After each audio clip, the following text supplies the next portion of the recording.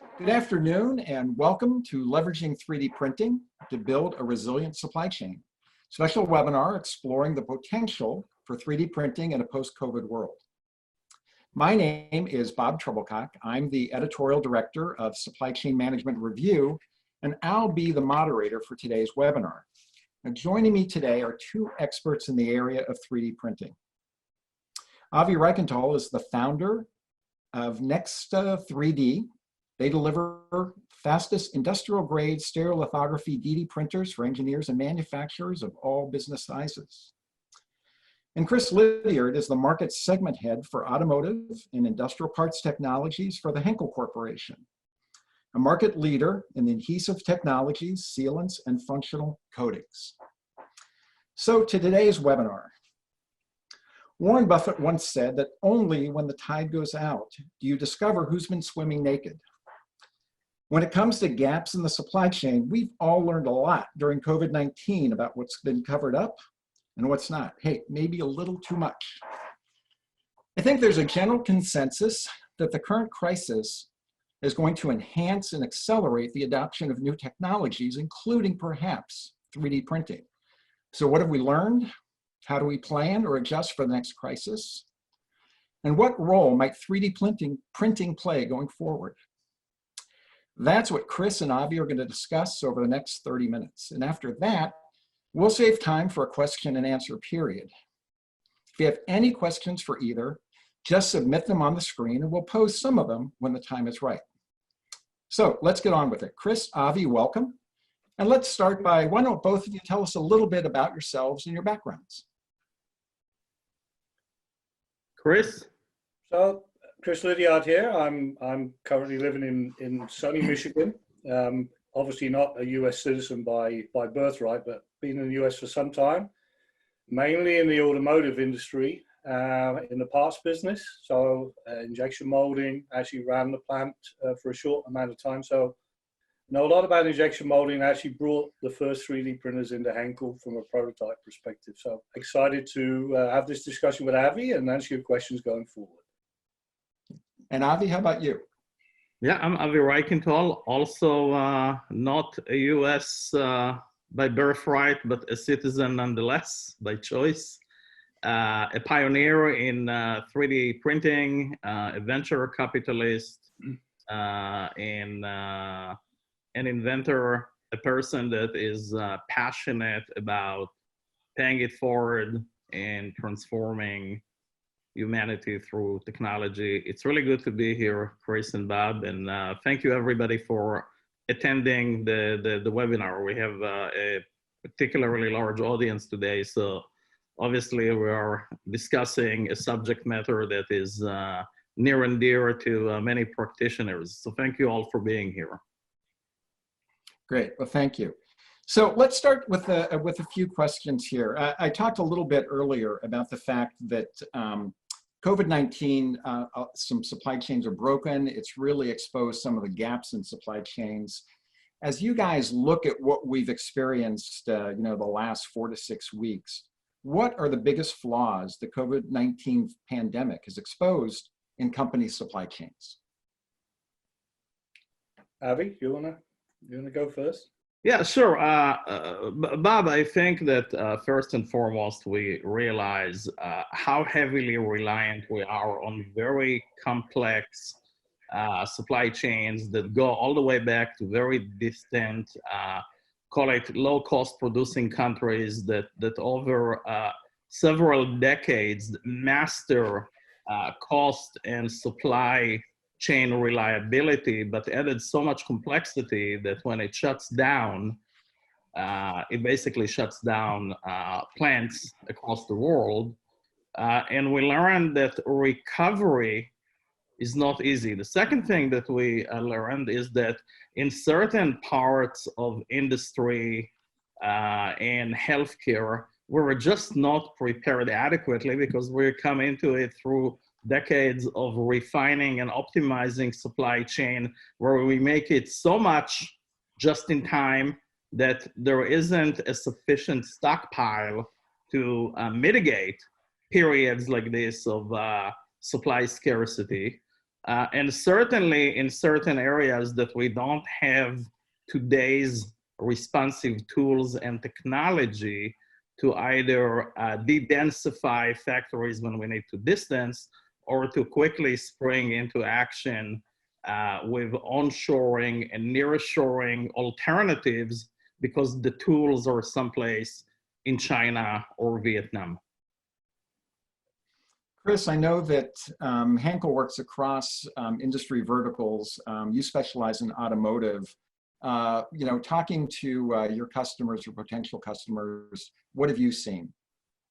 Well, I think Avi got it right. I mean, it's the ability to react quickly to changing environments. I mean, this is obviously a very special.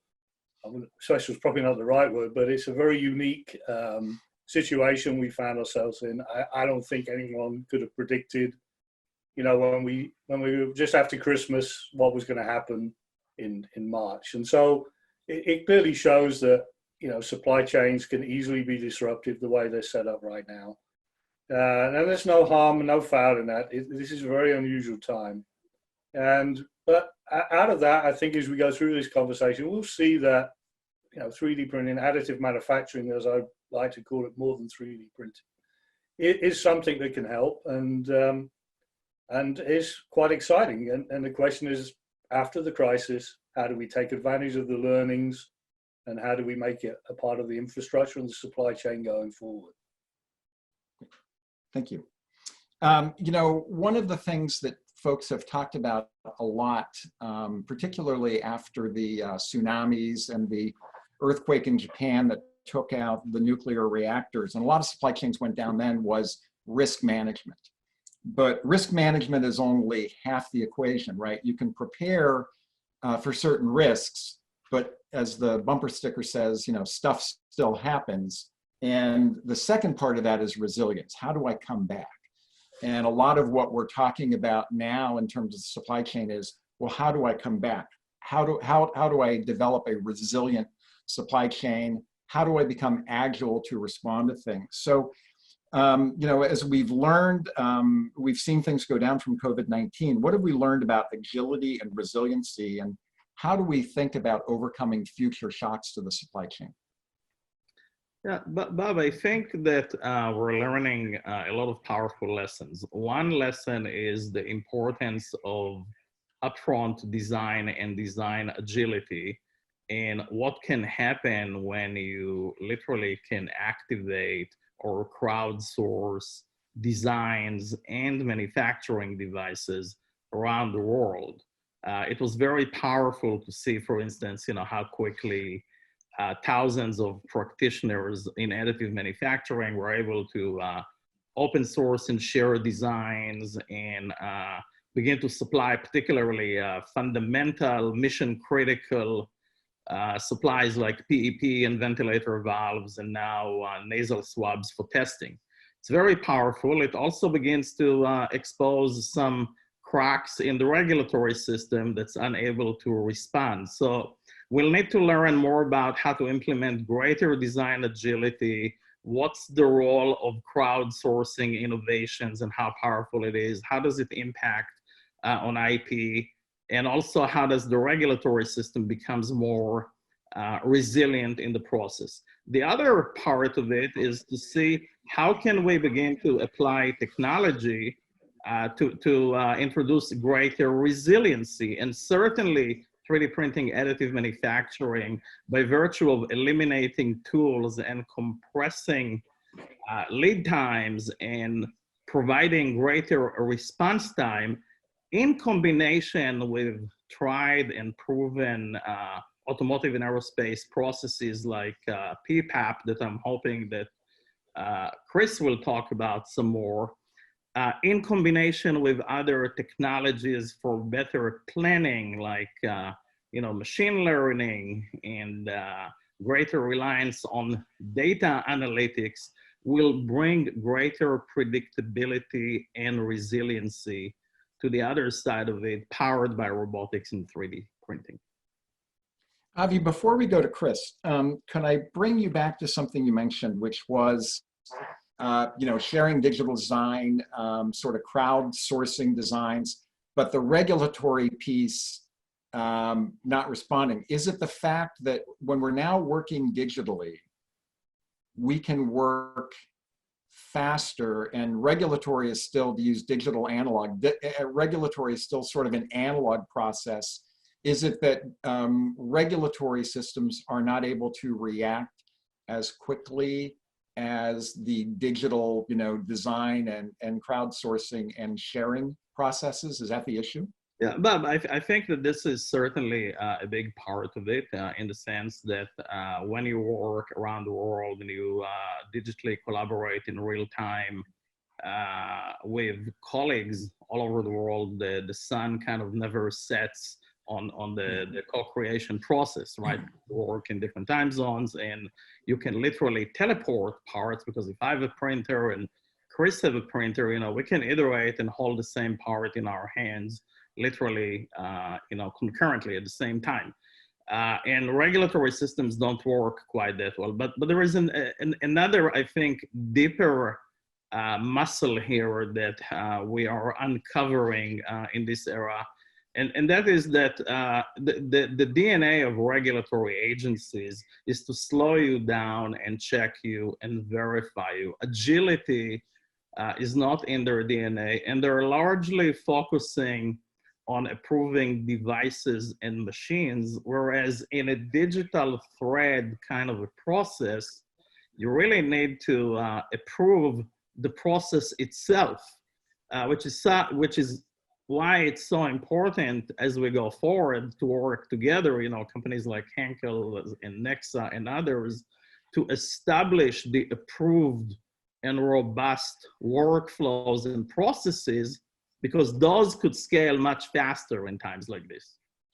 See, that Bob, is really the criticality of the whole thing, right? In a crisis, obviously some of the rules get dropped because there's a need for nasal swabs, right? So, additive, there's lots of strings in what have you said. I mean, additive is a very fast way of validating designs, obviously. So that's something that we can learn from the crisis, that you can actually get to production very, very fast. But in a crisis, I don't want to say that the regulatory team I don't want to say they're slow, deliberately slow. They're not. They're trying to protect the public, and the history is such that they know that that's a needed thing, right?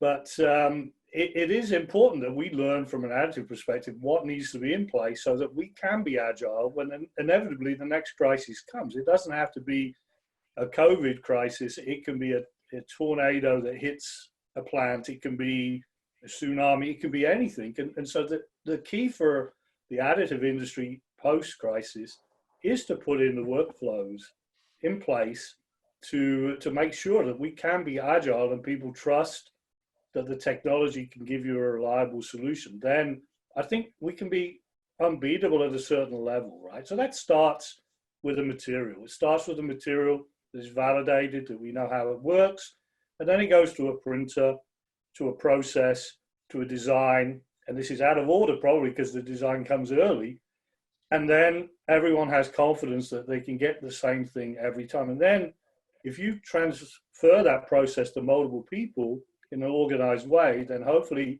or by planning, you can get a reliable solution. So that's the key going forward.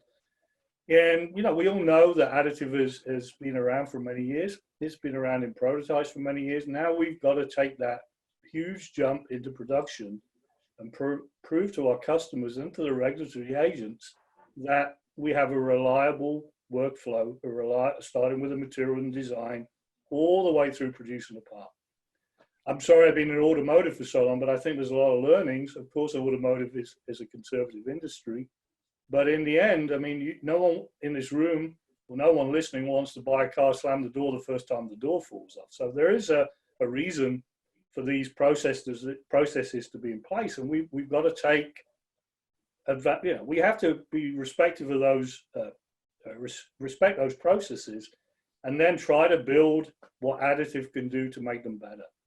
That's the challenge for the future, and I think we can do it. And I think we've shown in the crisis as an industry that there's great possibilities.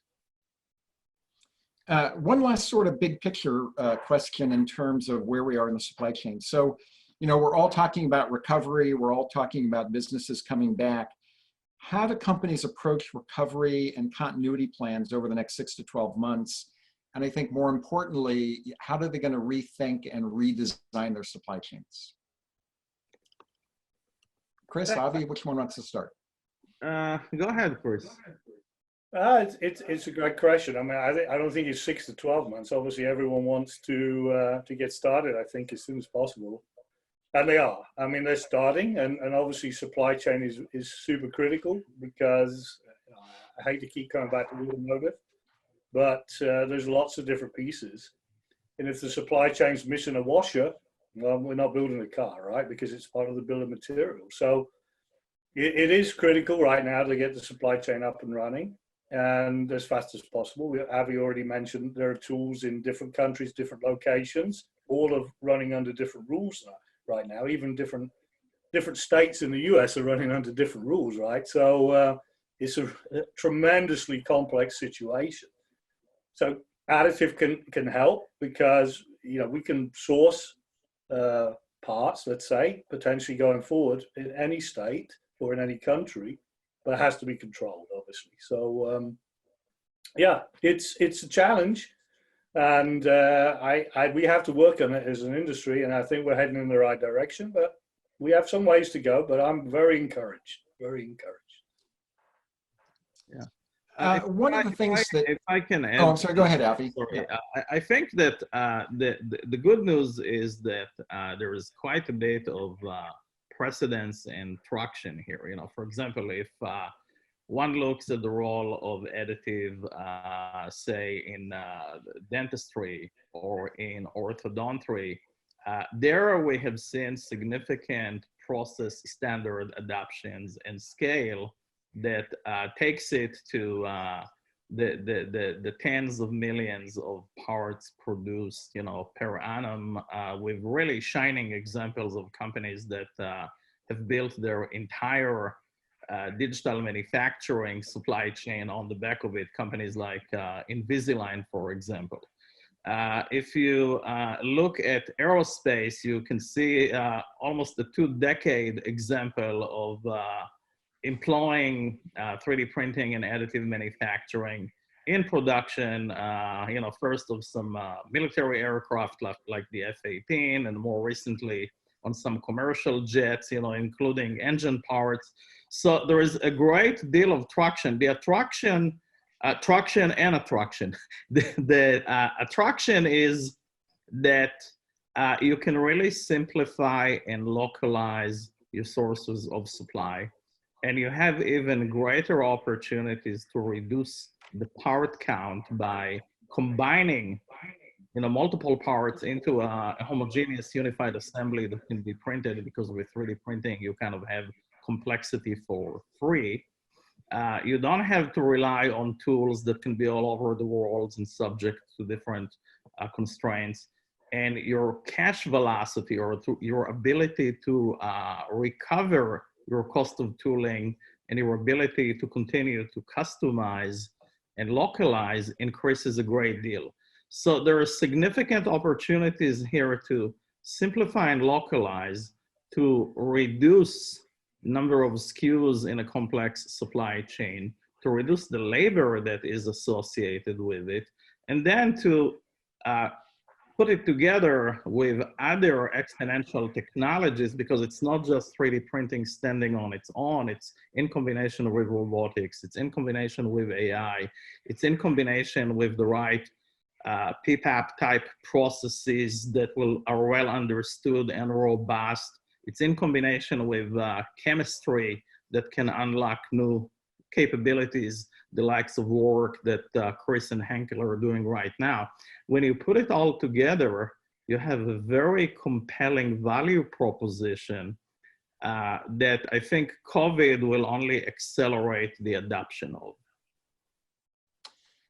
I'd like to ask you a question, something a little bit that we didn't talk about the other day, but I think is appropriate to actually, Avi, to what you just talked about. And I'll throw this out to both of you.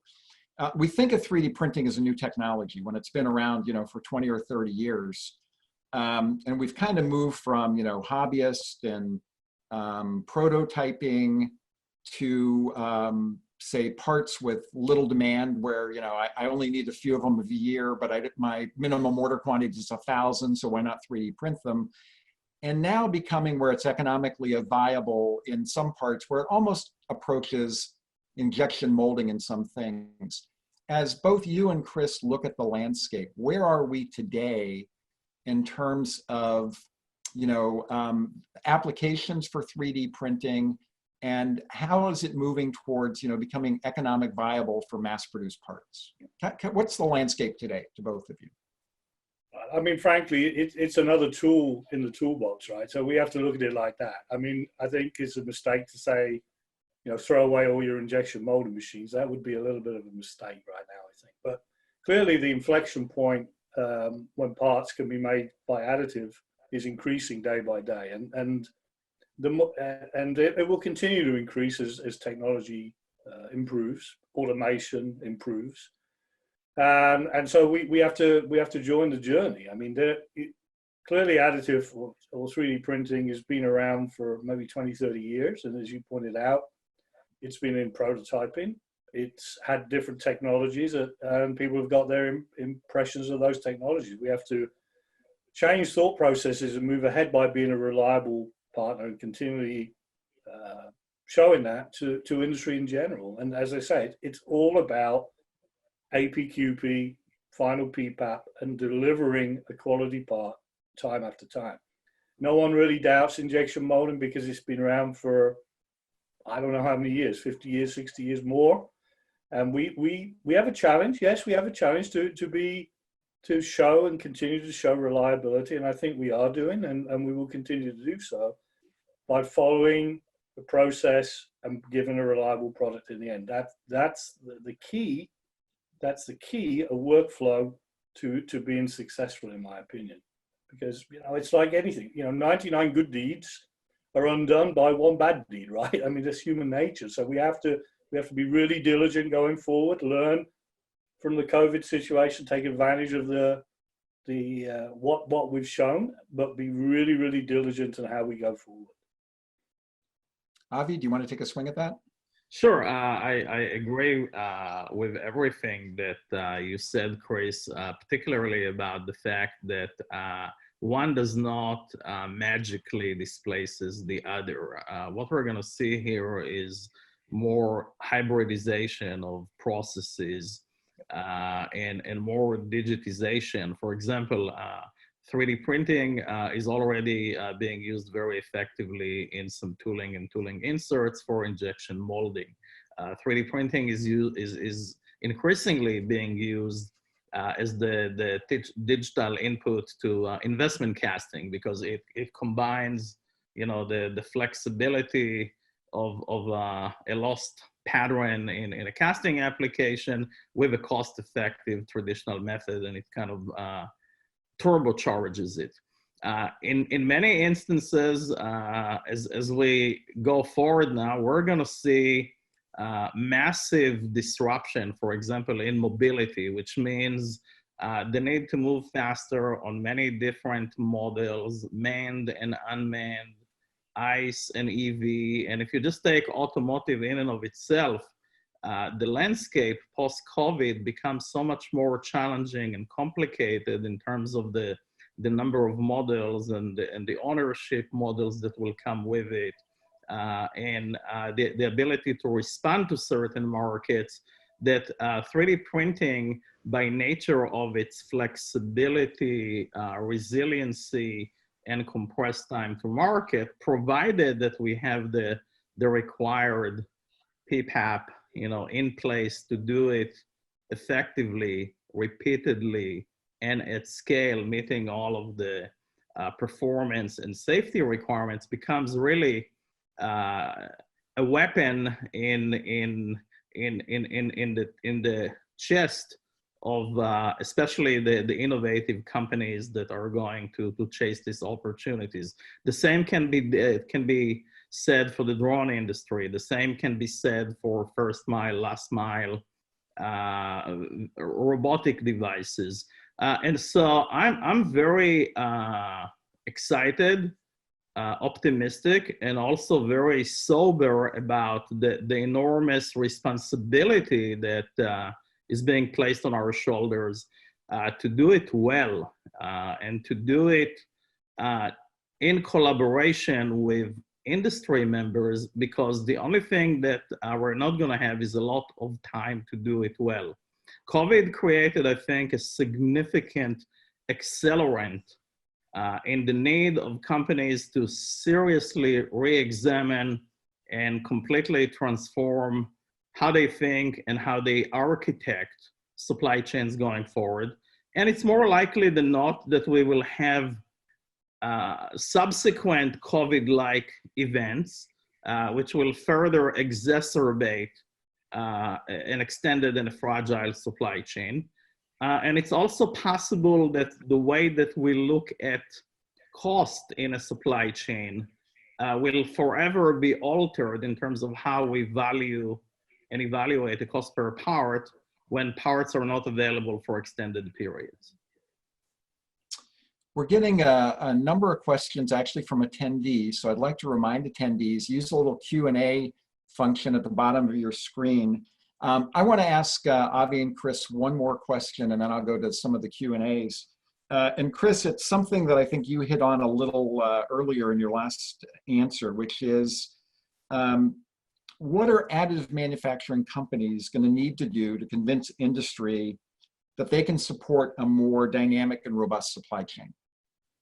I think we've touched on that a couple of times, which is basically a reliable end-to-end solution, right? Starting with the material and reliable material, reliable printers, knowing how the printer works, knowing the failure modes of the printer, predicting the failure modes, design, as Avi pointed out. I mean, if you can, I mean, design rules are, I wouldn't say off. I hate saying design rules are off for additive because they're really not, but there's a lot more degrees of freedom with additive than there is with traditional manufacturing techniques.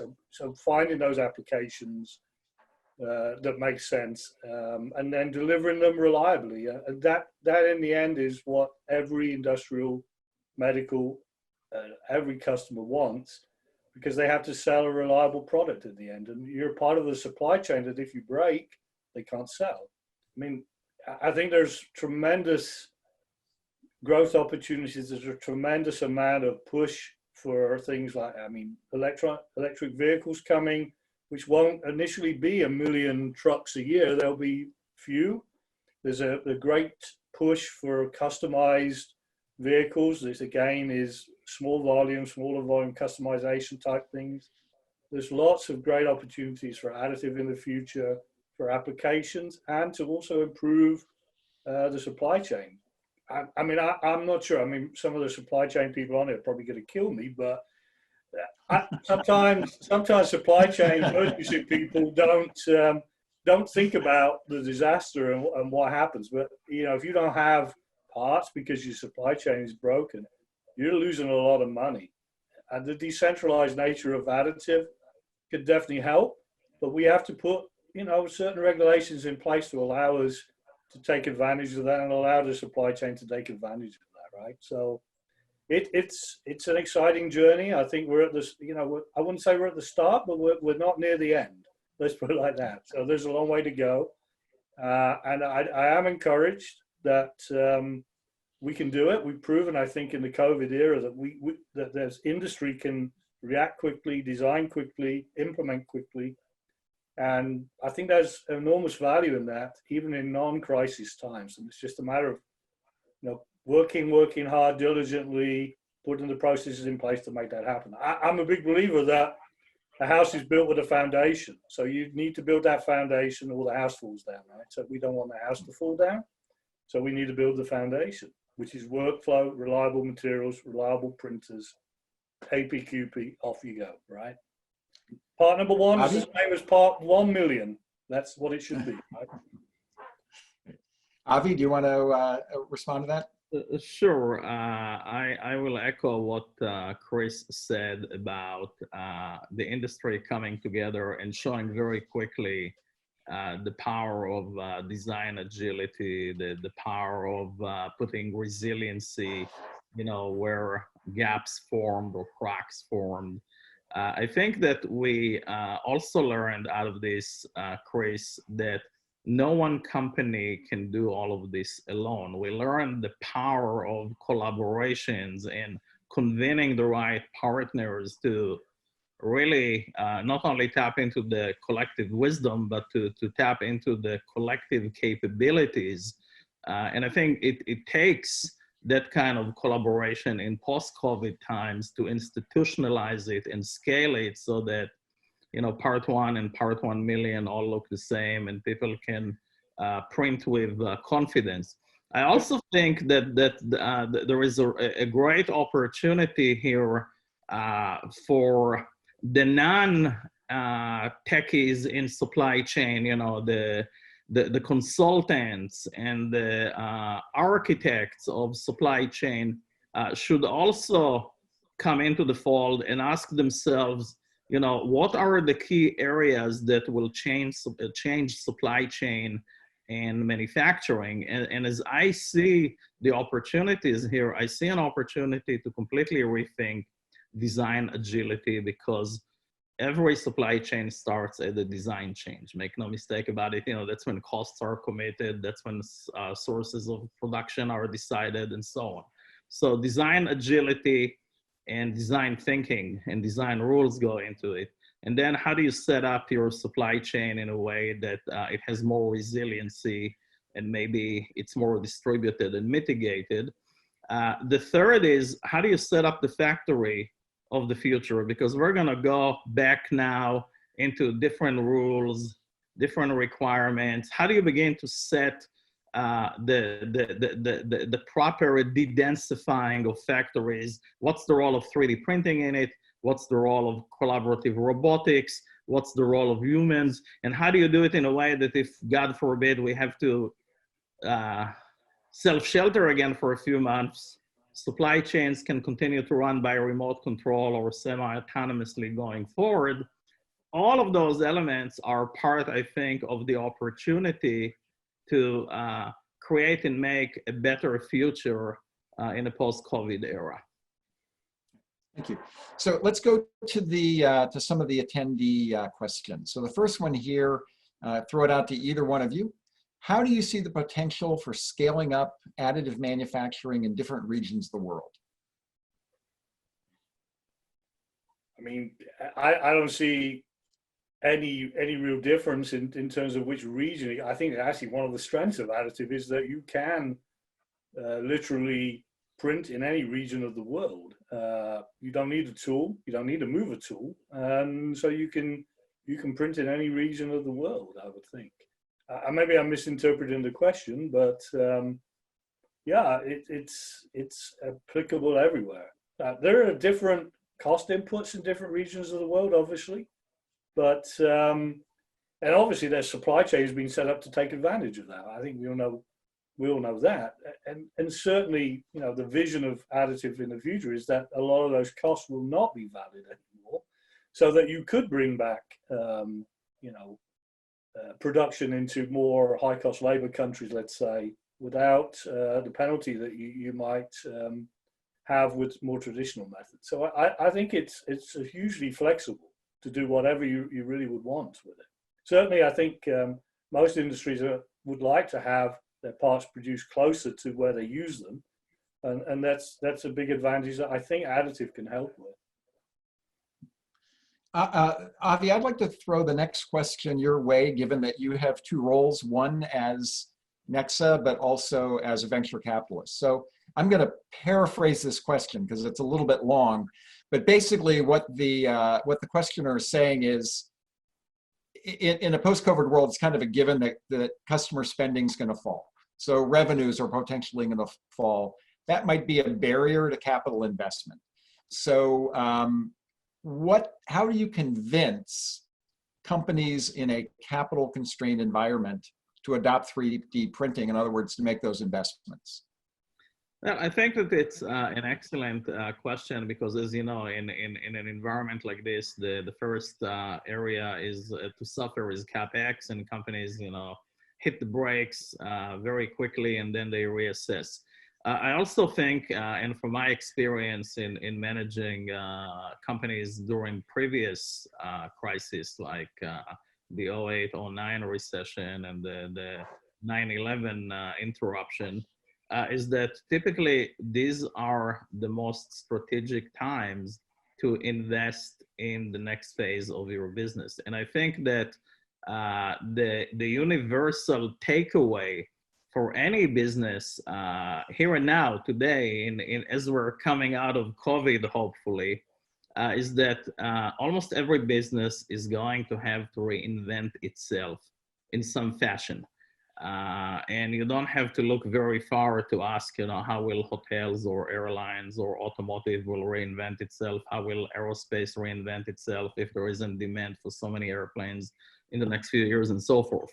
Supply chain is at the heart of it, and investing in the right tools and showing that you have the vision and the ability to execute for a better next chapter makes your company more investable. And so, you know, if I look at this as an investor in publicly traded companies or in venture companies, I'll have my own checklist now, and I'm going to ask myself, you know, how well is company X preparing itself for the next phase? And I'm going to make my investment decisions based on that. So at the end, Bob, it all boils down to how will companies allocate their precious cash and human resources next month and in 3 months and in 6 months, because that will tell me as an investor if I should make a bet on them.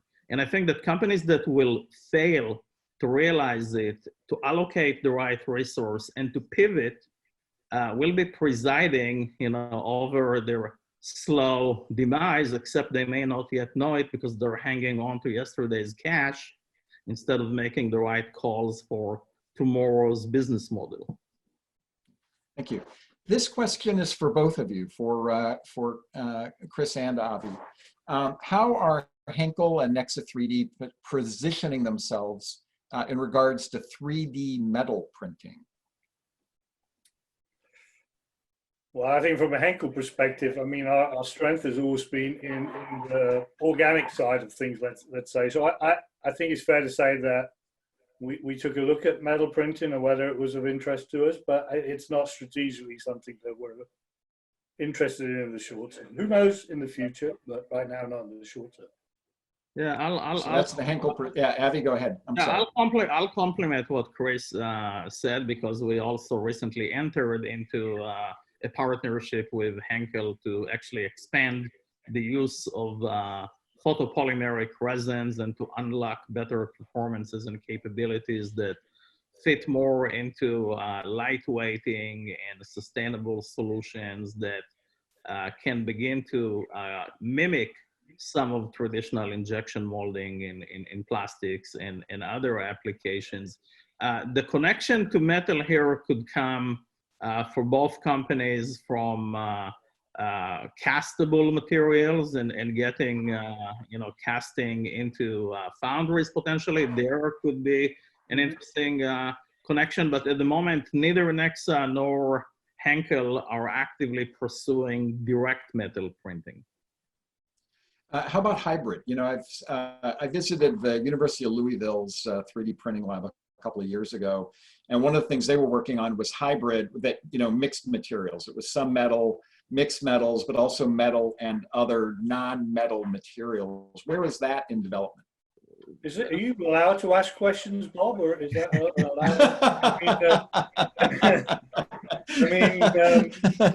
I really don't have a comment on it. I don't pretend to understand that technology. So Avi, it's you, I'm afraid. We're apparently we're in the challenge round now, and Bob is challenging us.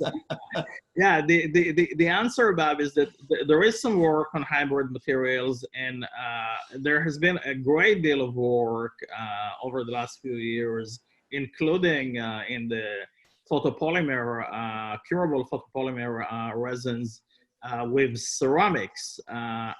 And that is an interesting thread.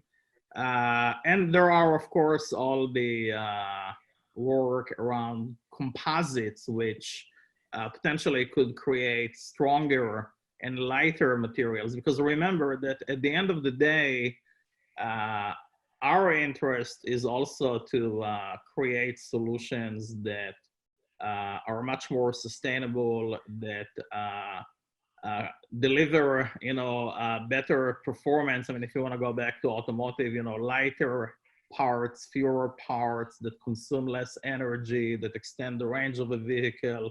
In aerospace, fewer, oil burning points, in a certain range. That's where we're concentrating today. And in terms of metal replacements, there could be some interesting materials down the path that could begin to get closer to structural integrity and performance, but lighter weight. We're not there yet. Yeah, maybe fillers is an area that hasn't been a strong point in additive right now. In order to suspend a filler in solution, there may be some things there, but that would increase engineering properties, let's say. I mean, most polymers are injection molded in a glass filled or somehow filled. It's tough in additive, but that's an area that potentially going forward could happen. These next two may be the challenge round, but in deference to Chris, these are from attendees, not from me. So, good. We have a question here that I think is a good one. So key to taking advantage of additive is design for additive versus can you print what I already get injection molded? Do you guys see this as a hurdle for adoption? Well, I mean, one part of APQP process is design for manufacture, right? I mean, so it's really a limited interest. Let's say it's going to happen, but it's a limited interest to try to 3D print parts that were designed for injection molding. So it's super critical to optimize designs and work with designers to optimize for additive, right? But it's a different process. It's just like saying, oh, can you make this injection molded part blow molded? It isn't probably going to work. So we have to, that's key. That's really key. Design for additive will sustain us for the future. Avi already talked about how you can, combine multiple parts into one part you couldn't do any other way. That's another way of designing for additive. You can't do an injection molding, blow molding, or any other traditional way. Channels, interior channels in parts are very difficult to produce by traditional way. I mean, those sort of things are going to drive the value opportunities for additive going forward. And if we just sat here and said, we'll produce injection molding parts, we'll do it with additive, I don't think we'd win very much, but we win some, but I think it's key, absolutely key. Yeah, I couldn't agree more with Chris that if it's already designed for injection molding and it's working well, there is no advantage to try and replace it. Some people do with limited success. Where I do see a big push to take parts that were designed for injection molding and print them is in aftermarket spares, because increasingly what we see, for example, at Nexa 3D and at XponentialWorks is we see automotive companies coming to us and saying, listen, we're required to keep this spare. It's a low moving part. We can't even have room to store the tools anymore, and we can't find anybody that would free up a machine to make a run, and it's not economical to make those runs anymore. Can you please begin to help us gear up? And there are literally tens of thousands of parts that fall into that category. There I see almost a groundswell, because we're getting to a point of model proliferation in which just the legal obligations to be able to supply a spare part for X number of years, after the model runs out, requires warehouses that are filled with these aged tools that see very little action and no takers to put them back on presses to inject the parts. Yeah.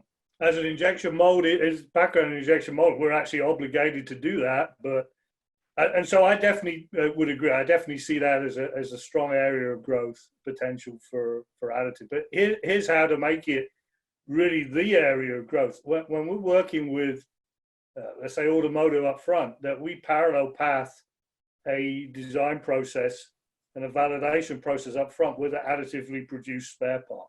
That's how it makes it happen, because in reality, automotive companies want the spare part to work the same way and perform the same way as the original part.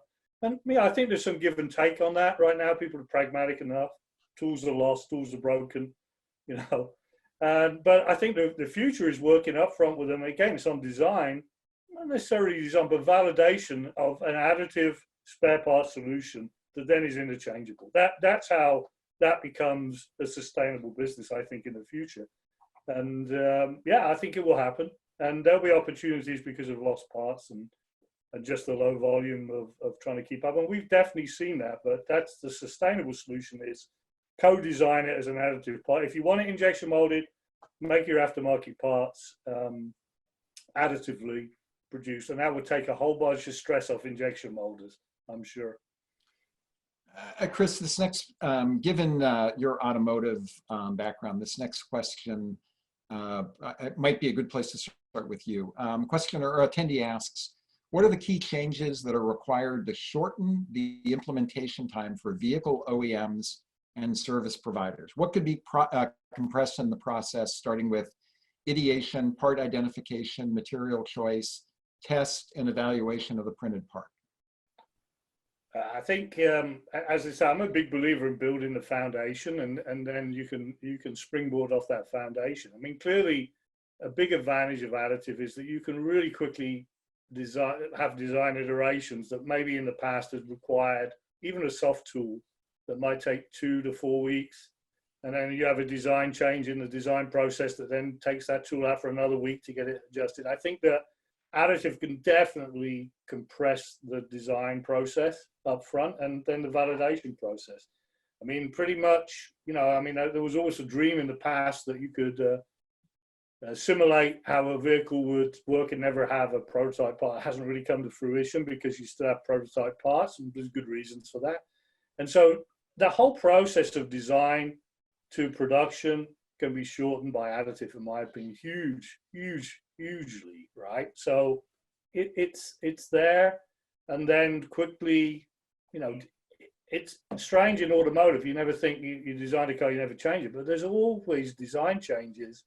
Then you have a tool in your press. You have to build a inventory of parts to keep you when you in production or in supply when you pull the tool. And then, you know, there's always risk there that it doesn't go back in right, or it doesn't produce good parts. So there's, you know, from a supply chain standpoint, I don't think we really capture that in the cost of, you know, design changes before and after the fact. And I think if we delve into that and find companies that really want to look at that, I think they'll be surprised how much additive can save them and narrow the gap between additive and traditional methods. So I do think, you know, it's in design change, you know, and then the speed of that. I mean, believe me, there's nothing worse as a plant manager having your tool out, having your bank being depleted, and there suddenly something's going wrong with your tool. Now you're in, you know, in the tool shop, right? So, you know, that is, the stress alone would be worth it, supply chain professionals, I can tell you that. But I mean, it's all those design changes, I think, that additive can really help the process. We're coming up on the 50-minute mark. Do you guys want to go one more question? Sure. The bars haven't opened in Michigan yet, and I know in California they have now. And New Hampshire, it's always 5 o'clock somewhere. Yeah. Do you see the AM COVID-19 response as an opportunity to prove the credibility and reliability of 3D printing as a manufacturing process, or as a way to see the requirements to then prove AM as a reliable manufacturing process? Either one of you.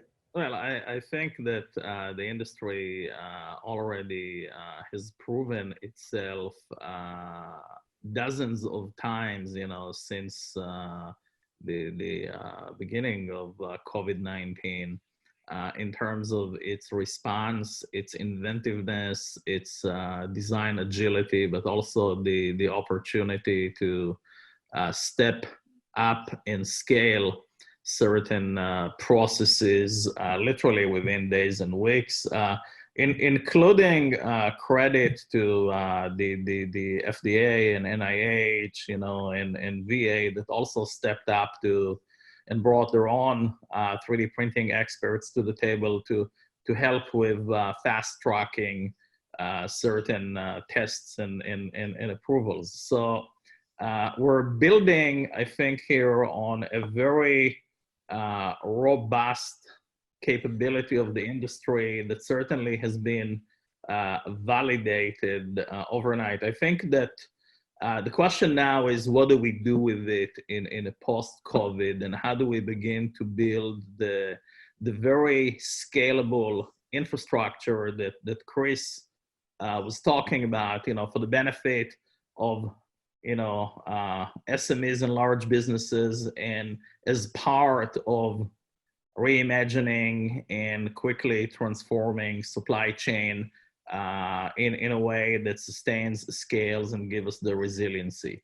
As a separate part of it, we also need to ask ourselves, what do we do about the next potential pandemic? And should we, for example, have in our emergency preparedness stockpiles lots of 3D printers so that we don't run out of face shields and ventilator valves and things like that in the future? You know, how do we, I mean, should 3D printers now become part of a country's national preparedness and response stockpile of capabilities, instead of storing all these tens of thousands of very slow or never moving parts unless you have an emergency? Those are questions that we need to ask ourselves as well. And I think also as part of all of this, we learned a great deal about the future of work, because at the end of the day, in many instances, we learned that 3D printing, or I should say generative design and additive manufacturing in combination with Zoom can become a very powerful way of working remotely and delivering the ultimate distributed manufacturing. Because, you know, we've seen all these home printers, these little plastic extruders, you know, ranging in price from $200 to maybe a few $1,000s, sitting at home with high school students and hackers and makers. And for the first time since all these printers became so ubiquitous, you know, in the last 6-7 years, we saw printers all over the world making something really, really useful almost overnight, in a way that gives you a window into hyper-local distributed manufacturing. I'm not suggesting that the future of supply chain is going to be on every middle schooler's desktop, you know, in their den or in every maker's garage, but I am suggesting that it begins to shape and inform a new way of working that is much more hyper local, distributed, nimble, flexible, and by definition more resilient. And the key is going to be for how do we as companies and organizations take these lessons and implement them into our supply chain strategy. Yeah, so it's hugely illustrative, isn't it? I mean, I think the answer to the question is both. I mean, that's the simple answer. I mean, swabs have been developed, designed, brought into production in, I would suspect, record time. And it's a combination of, you know, additive companies working together, the regulatory agencies being a little more compliant, let's say. But the key has been to quickly design something, quickly get something in to production in a crisis, right? So it's hugely illustrative. It's great kudos to a lot of people in doing that. The question is, when there isn't a crisis, how can we take advantage of that, right?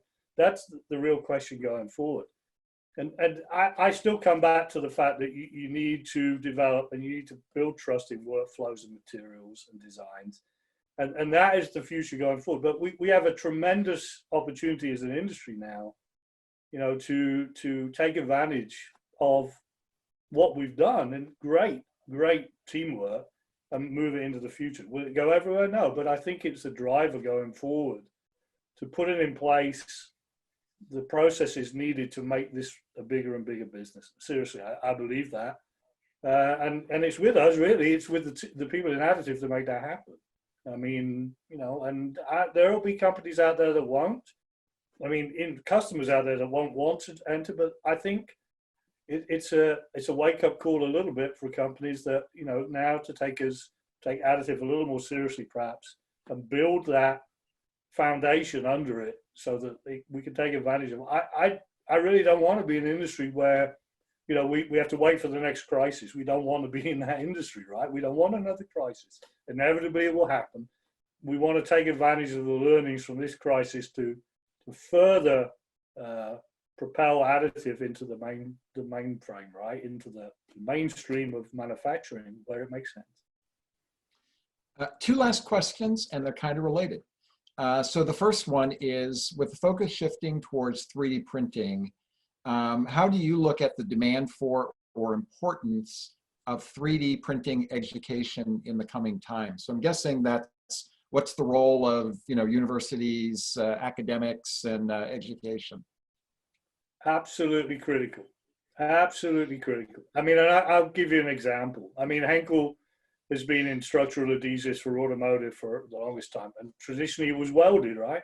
And the universities probably taught welding, flange design for welding. So it's super, and so that, it to an extent delayed the introduction of structural adhesive. And you could argue the same for additive 3D printing. We need to train the engineers for the future of what the new toolbox is going to be. Or we will have designs for injection molding, for stamping. We will have designs for additive.